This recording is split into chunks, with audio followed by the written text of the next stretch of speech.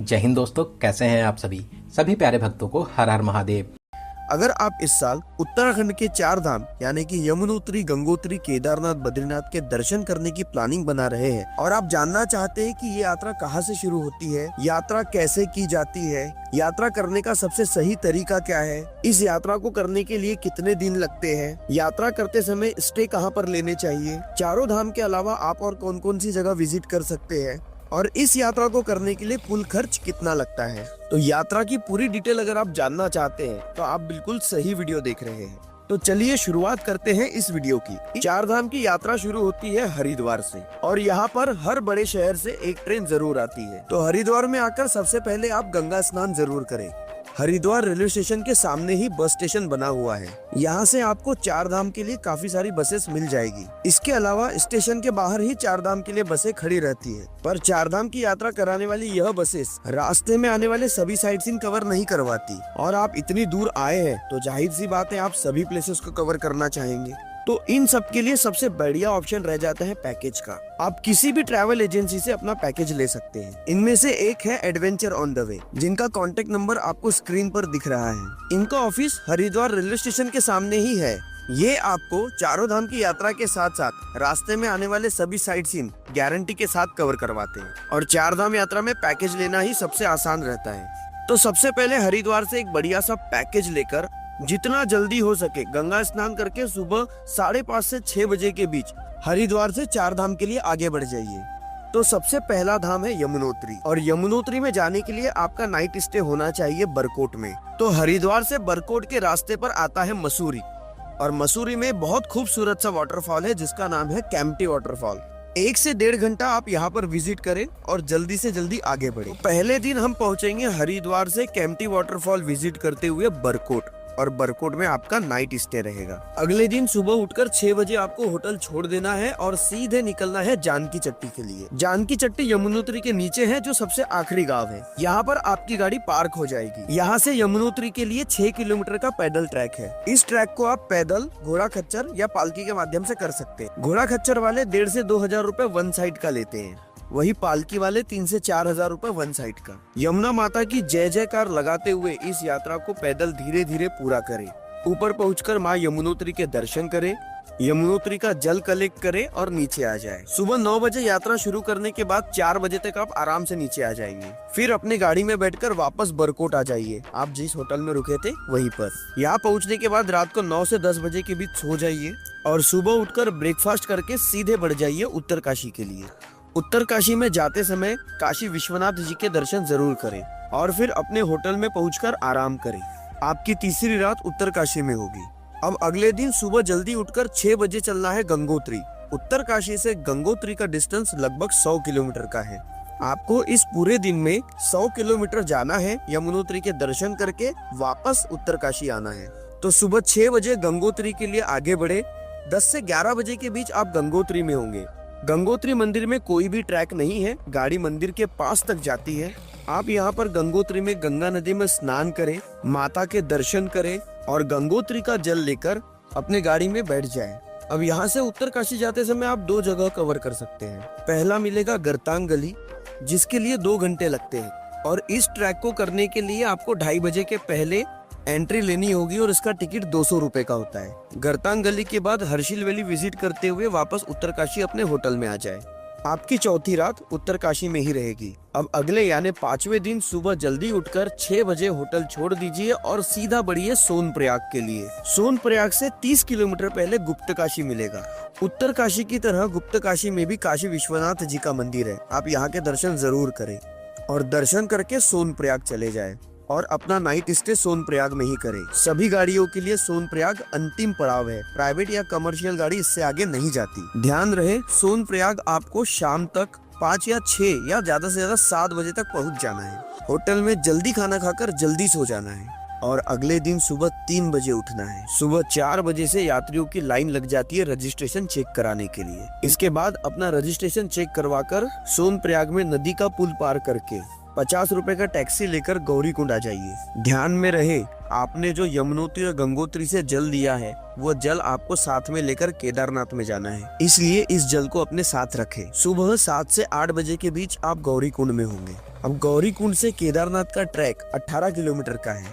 आप यह ट्रैक पैदल, घोड़ा खच्चर या पालकी पिट्टू के माध्यम से कर सकते हैं, जिसमें घोड़े वाले जाने का 3,500, आने का 2,500 और पालकी वाले जाने का 8 से 10,000 और पिट्टू का वन साइड का 7 से 8,000 रुपए का चार्जेस होता है। इसके अलावा यहाँ पर 3 कंपनियों द्वारा हेलीकॉप्टर सर्विस भी दी जाती है, जो कि फाटा, सिरसी या गुप्तकाशी से मिलती है, जिसकी बुकिंग आपको पहले ही करानी होती है। स्पॉट बुकिंग नहीं मिलती, इस बात को ध्यान में रखें। अगर आपकी हेलीकॉप्टर की टिकट है तो सोनप्रयाग का स्टे अवॉइड करें। जहाँ से आपका टिकट है फाता, सिरसी या गुप्तकाशी, वहाँ पर स्टे करें। अब गौरीकुंड से अगर आप पैदल जा रहे हैं तो इस पैदल ट्रैक को आपको 8 से 10 घंटे लग जाएंगे। सुबह 7 से 8 बजे शुरू होने वाला यह ट्रैक लगभग 5 से 6 बजे तक खत्म हो जाएगा। कोशिश करें कि आप केदारनाथ शाम को 6 बजे के पहले पहुंच जाए, जिससे आपको केदारनाथ धाम की पावन आरती भी मिल जाएगी। इसके बाद यहाँ पर होटल या टेंट ले लें, उनमें अपना सामान रखें और मंदिर परिसर के रात्रि दर्शन जरूर करें। साथ में आप लाइन में लगकर केदारनाथ जी के दर्शन भी कर सकते हैं, या फिर सुबह उठकर फ्रेश होकर आप दर्शन करें। आपने जो यमुनोत्री और गंगोत्री से जल दिया है, इस जल से बाबा केदार का अभिषेक करें। भोलेनाथ आपकी सभी मनोकामनाओं को जरूर पूरा करेंगे। इसके बाद मंदिर से बाहर आकर मंदिर परिसर घूमें, भीमशिला देखें, श्री आदि गुरु शंकराचार्य जी की समाधि देखें। केदारनाथ के रक्षक माने जाने वाले बाबा भैरवनाथ जी के दर्शन जरूर करें। इनके दर्शन के बिना आपकी यात्रा अधूरी मानी जाती है। इसके बाद आसपास का परिसर घूमकर दोपहर 12 से 1 बजे के बीच अपना ट्रेक डाउन शुरू करें। अब इसके बाद आप अपने होटल में आ जाइए सोनप्रयाग में। यहाँ पर अच्छी सी प्यारी सी नींद ले लीजिए, क्योंकि अगले दिन आपको बद्रीनाथ के लिए आगे बढ़ना है। आपकी 7वीं रात यही सोनप्रयाग में ही होगी। अब सोनप्रयाग से बद्रीनाथ के लिए 2 रास्ते हैं। पहला रास्ता जो फास्टेस्ट रूट है, थोड़ा चौड़ा रास्ता है, जिसे कवर करके आप फटाफट बद्रीनाथ पहुँच सकते हैं। और दूसरा रास्ता है ऊखीमठ चोपता होते हुए। ऊखीमठ वह जगह है जहाँ पर बाबा केदारनाथ का शीतकालीन निवास होता है, यानी कि जब मंदिर बंद रहता है उस समय केदार बाबा की डोली ऊखीमठ में रहती है। और थोड़ा आगे जाने पर चोपता आता है और चोपता से ही तुंगनाथ महादेव का ट्रैक शुरू होता है। तो अगर आप सोनप्रयाग से सुबह 5 बजे आगे बढ़ते हैं तो आप ऊखीमठ दर्शन करते हुए सुबह 9 बजे तक चोपता आ जाए।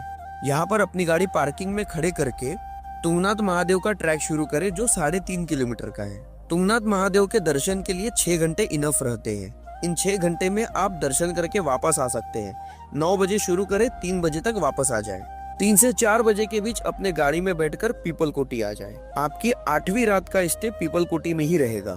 आप चाहे तो पीपलकोटी के बदले बद्रीनाथ में भी रुक सकते हैं, पर इसके लिए आपको तुंगनाथ का प्लान ड्रॉप करना पड़ेगा। अगले दिन सुबह 6 बजे बद्रीनाथ के लिए आगे बढ़े। बद्रीनाथ जाते समय जोशीमठ मिलेगा। जोशीमठ में नरसिंह मंदिर जरूर विजिट करें। भगवान बद्री विशाल की शीतकालीन गद्दी और भविष्यकालीन गद्दी भी कहा जाता है। विंटर के समय जब मंदिर बंद होता है, उस समय भगवान बद्री विशाल के दर्शन यहीं पर किए जा सकते हैं। ऐसा माना जाता है कि बद्रीनाथ धाम नर और नारायण पहाड़ के बीच में बसा हुआ है। जिस दिन ये दोनों पहाड़ आपस में मिल जाएंगे, उस दिन बद्रीनाथ धाम का रास्ता बंद हो जाएगा और उसके बाद बद्री विशाल जी के दर्शन इसी नरसिंह मंदिर में ही करने को मिलेंगे। अब जोशीमठ में नरसिंह मंदिर के दर्शन करते हुए विष्णु प्रयाग पहुँचे। इस प्रयाग में आप अलकनंदा और धौली गंगा का संगम देखेंगे। इस पवित्र संगम के दर्शन करते हुए सीधे बद्रीनाथ आ जाए। आप बद्रीनाथ सुबह 10 बजे तक पहुंच जाएंगे। बद्रीनाथ में आकर गर्म पानी के कुंड में स्नान करें, भगवान बद्री विशाल के दर्शन करें। 2 से 3 घंटे में दर्शन कर आसपास का परिसर घूमकर माना विलेज चले जाएं। माना विलेज बद्रीनाथ धाम से 3 किलोमीटर की दूरी पर है। यहाँ पर आप गणेश गुफा और व्यास गुफा के दर्शन करें, जहाँ पर महाभारत लिखी गई थी।